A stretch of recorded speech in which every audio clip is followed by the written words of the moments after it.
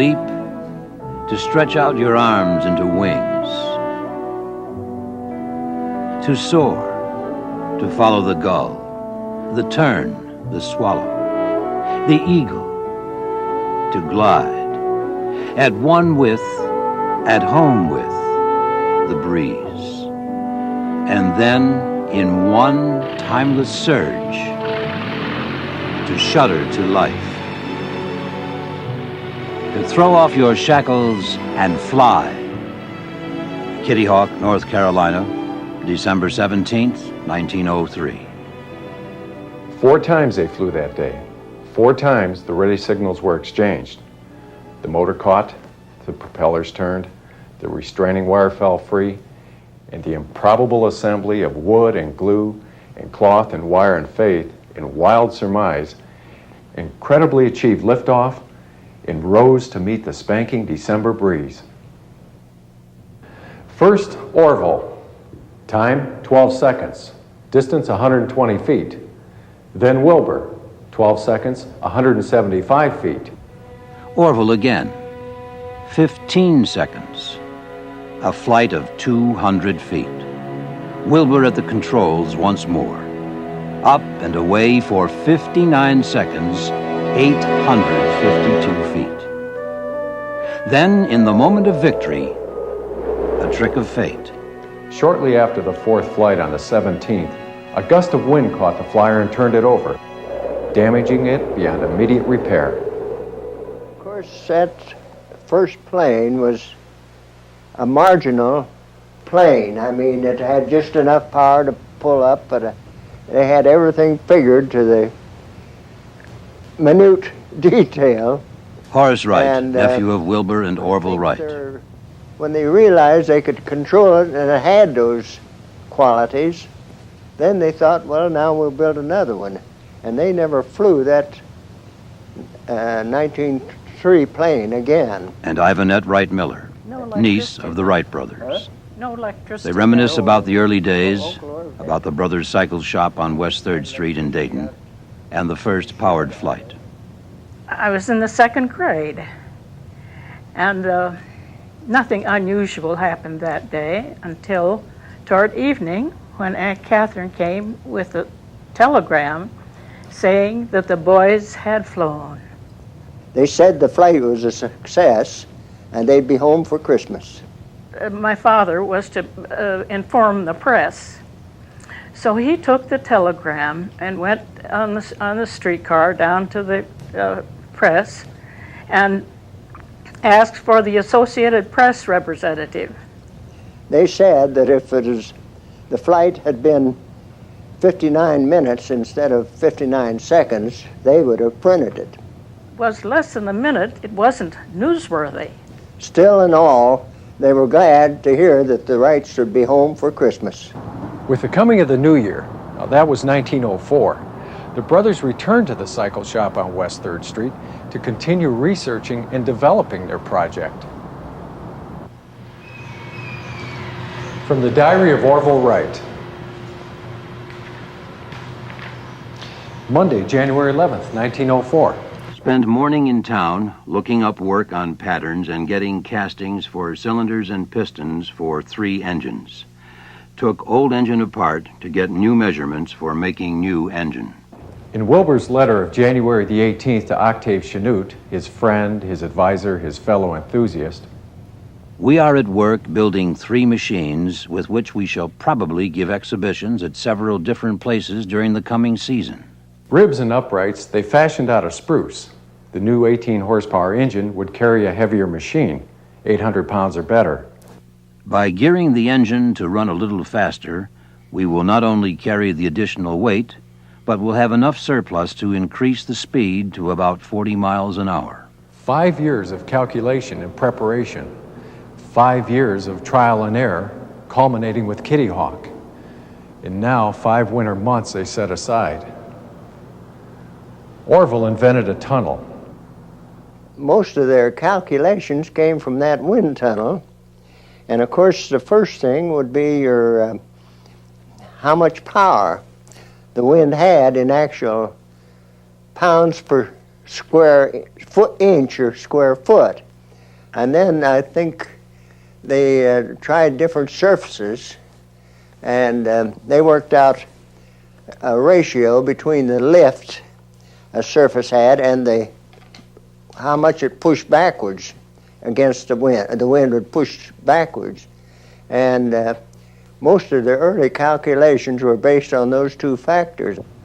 5 months to perfect their machine, to make ready to climb higher, farther, and faster, outdo their own creation.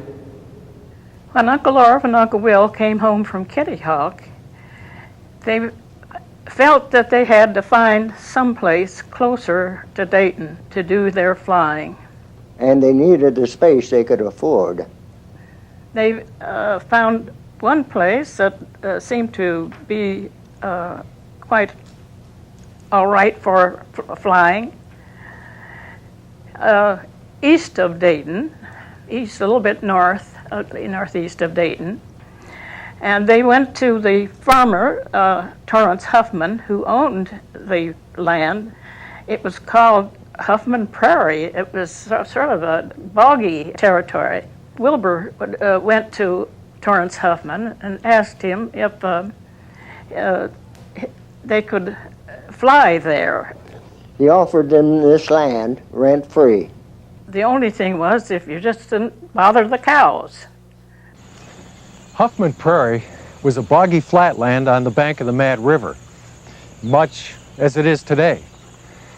A haven for native North American grasses, the big blue stem and Indian grasses, and prairie wildflowers, for bobolinks and upland sandpipers, for woodchuck, foxes, 13-line ground squirrels. It's hard to believe that this perfectly preserved reminder of our past is now a part of the space-age Wright-Patterson Air Force Base.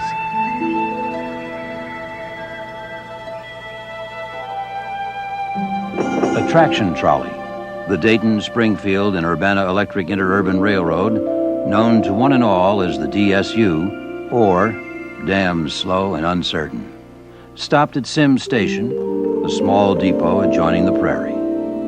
With the lumber, tools, and materials they carried to the site, the brothers erected a simple hangar to house their new flyer, building the world's first airport in the process.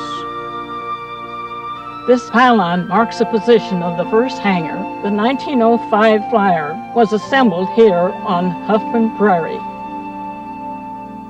With Orville at the controls, they made a successful takeoff from Huffman Prairie on the 26th of May, 1904 at 2 in the afternoon. The first flight was a short one and far from smooth. It grounded with a resounding thump, spraying Orville with mud as it bounced forward and skidded over the hummocks, cracking a number of the 6-foot white pine spar. A close call. Orville could have been seriously injured, but the brothers were jubilant. They were flying again, successful again, making history again at Huffman Prairie. Huffman Prairie was a far from perfect testing ground, 50-foot trees, fences, poles, and power lines. As Wilbur wrote to Octave Chanute, in addition to cattle, there have been a dozen or more horses in the pasture, and as it is surrounded by barbed wire fencing, we have been at much trouble to get them away safely before making trials. Also, the ground is an old swamp and is filled with grassy hummocks, some 6 inches high, so that it resembles a prairie dog town. This makes the track laying slow work. While we are getting ready, the favorable opportunities slip away, and we are usually up against a rainstorm, a dead calm, or a wind blowing at right angles to the track. By the end of July 1904, they finished modifying the new machine. They moved the gas tank and radiator back and increased the width of the propeller blades. They used a catapulting device, which Wilbur called a derrick, to help propel the craft on takeoff. First time up, Wilbur flew nearly 2,000 feet. On the 15th of September, Uncle Will made a half circle. My father was out to the field, and on his way home, they collected on the black platform of the traction, and among them was a reporter for the news, Well, he was talking to Dad there, and he said, well, what did they do today? Well, Dad said they went up and flew down the field, and they made a turn and came back. And he said, well, if they ever do anything important, let me know. Well, that was the first turn that was ever made on an airplane. September 20th, Orville made the first complete circle in the history of the airplane. Amos Root, publisher of the magazine Gleanings in Bee Culture, drove nearly 200 miles from Medina, Ohio to witness this flight. It was the first published eyewitness account of one of their flights.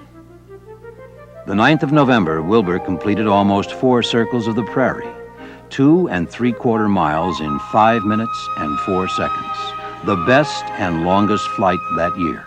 In January 1905, the Wrights offered their invention to the United States government, but the War Department was unwilling to contribute funds toward its development since the government felt that their machine had not yet been brought to the stage of practical operation.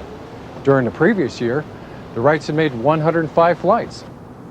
On May 23rd, they began working on their 1905 model and completed it in June. It's on display here in Wright Hall in Dayton's Carillon Park. They called it the Flyer 3. It was their first fully practical airplane.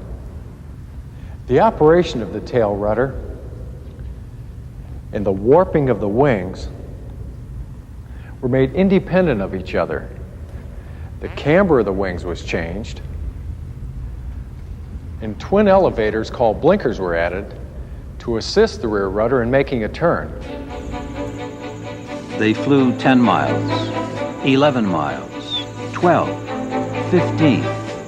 With the Flyer 3, they learned to circle and bank and turn. Finally, on the 5th of October, Wilbur made the longest flight of the year, 24 1/5 miles in 39 minutes, 23 4/5 seconds, at an average speed of 38 miles per hour. They decided to discontinue flying until they received the patent on their invention. The patent wasn't finally issued until May 22nd, 1906. It was apparent they wouldn't be able to sell their airplane in this country. Well, if the United States wasn't interested, there were a lot of European governments that were. Turned out the unknown boys from Dayton were big news across the water. They traveled with their sister Catherine to England and to the continent. They were received by cheering crowds of aviation enthusiasts as well as heads of state, including Edward VII of England, Alfonso XIII of Spain, Kaiser Wilhelm II, Victor Emmanuel of Italy, and George Clemenceau, Premier of France. Wilbur was all but idolized in France. He broke the world's endurance record with a French journalist aboard. All this publicity didn't go unnoticed at the White House. The man who believed in the big stick wanted to be sure it had wings. In June 1909, the Wrights returned from their victorious European tour. If people didn't know who they were before they left, they knew them now. The hometown boys were welcomed back to Dayton and the United States with a huge homecoming celebration, a burst of wild acclaim, and a glittering reception. Later that summer, in August 1909, the Wrights sold the Army its first airplane for $30,000. Final acceptance trials were held at Fort Myer, Virginia. Orville had the controls. Lieutenant Frank Lahm, the celebrated balloon pilot, was the observer.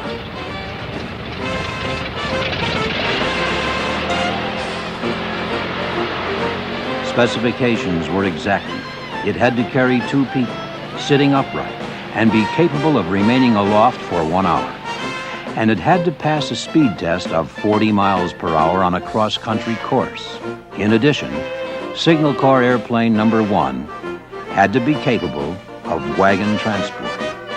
We stood at the crossroads of 2 eras, 1 foot on the gas, the reins in our hands, and our eyes on the wild blue yonder.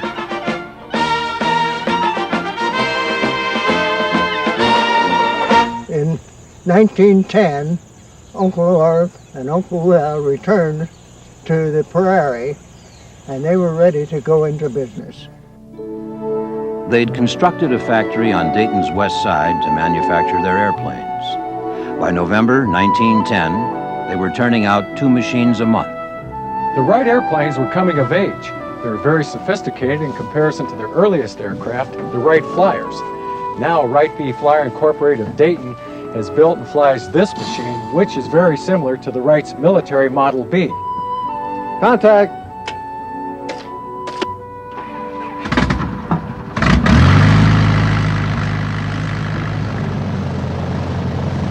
The Wrights continued to develop the Huffman Prairie site.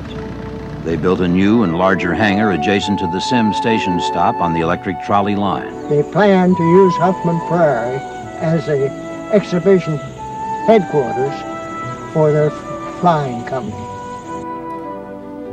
But first, they had to train the pilots to fly their planes.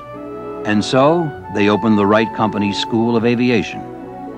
Instruction by the Wrights and their staff cost $250, payable in advance. Students were not responsible for breakage to the airplane. They came from everywhere, Army and Navy officers sent here to train, civilian men and women, learning to fly the airplane they bought. They trained for 10 days, spending 5 to 15 minutes of each day in the air. They learned how to maintain, repair, and modify their machines as well. One of the students was future General of the Air Force, then Lieutenant, Henry H. Arnold. He was often entertained in the Wrights' home. Hap Arnold maintained his friendship with Orville Wright for many years. In 1929, he was stationed back in Dayton as commander of the Fairfield Air Depot, which encompassed the site of Huffman Prairie. Orville was a frequent Sunday dinner guest at the Arnold residence, located at what is now Wright-Patterson Air Force Base. In those days, Huffman Prairie was a beehive of activity. Visitors came and went continually. Large gatherings came together for special events. Everybody wanted to fly, and many people received their first ride in an airplane over Huffman Prairie. We went across the road to where the airfield is. In August of 1911, Orville Wright took his 15-year-old niece, Ivanette, up for her first airplane ride. Her sister, her cousin, and she were the first children to fly in America. Going over the plane to see that everything was all right for our trip. When we heard the clip of the propellers and the noise of the engine, we 3 went out to where the men were working. Captain Chandler had her all buttoned up in his coat and gloves. I climbed over the wires and into the seat next to Uncle Orv, and we were off. We were sitting on the lower wing of the plane with our feet braced against a strut. I looked out over the wings that were carrying us up and the ground that was falling away. Here we were in mid-air with the wind blowing in our faces. You just can imagine it. We glided down to a perfect landing in time to catch the trolley. That was my first flight in 1911. I was 15 years old, and I haven't been the same since. As the replica of the Wright Model B flies over the original Huffman Prairie site at Wright-Patterson, it reminds us of the days when Orville and Wilbur Wright taught the world to fly. When Wright aircraft were the main attraction at county fairs, state fairs, air shows, races, exhibitions, any place an airplane could draw a crowd.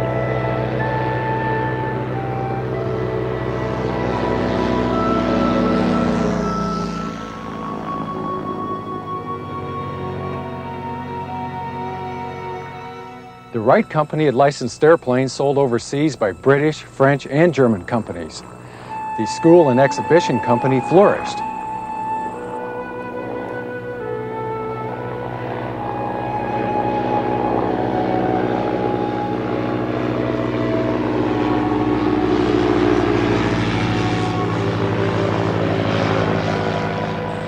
Fame, fortune, a well-earned place in history, what more could the future hold? From the diary of Wilbur Wright's father, May 30, 1912. This morning at 3:15, Wilbur passed away of typhoid in Dayton, aged 45 years, 1 month and 14 days. A short life full of consequences. An unfailing intellect, imperturbable temper, great self-reliance, and his great modesty, seeing the right clearly and pursuing it steadily, he lived and died. His death was a terrible blow to Orville, to Catherine, to the entire family, but especially to Orville. The team was broken. In the wake of Wilbur's death, Orville assumed the presidency of the Wright Company and kept the flying school and exhibition company running.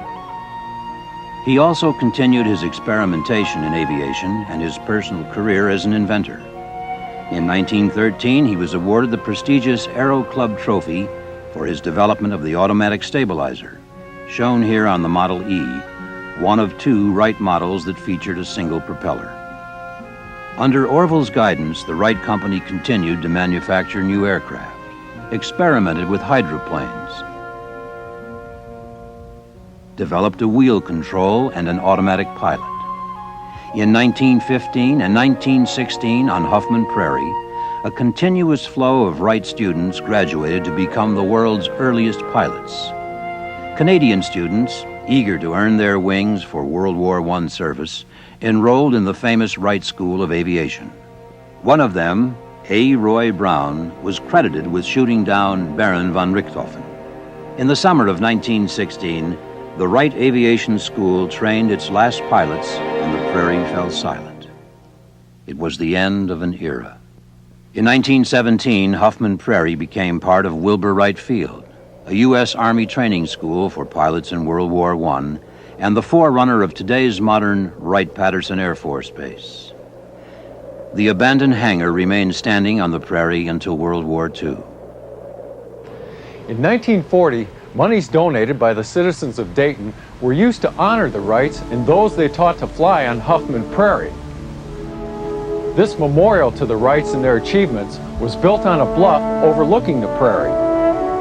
Among those attending the dedication ceremonies, Orville Wright's former students, Major General Henry H. Arnold and Captain Kenneth Whiting. In 1978, ownership of the memorial was transferred to the Air Force. Today, if you look along this arrow, you'll see Huffman Prairie is pretty much the same as it was in the early days.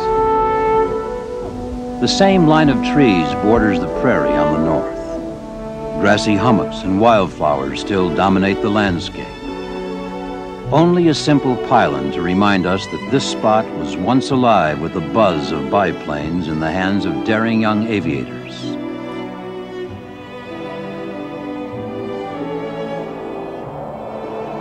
Huffman Prairie, little has changed. Only the sounds. Only the shape of things to come. But the spirit of the place, the spirit, it's the same. The same as it was the day the Wrights stopped by to try their wings.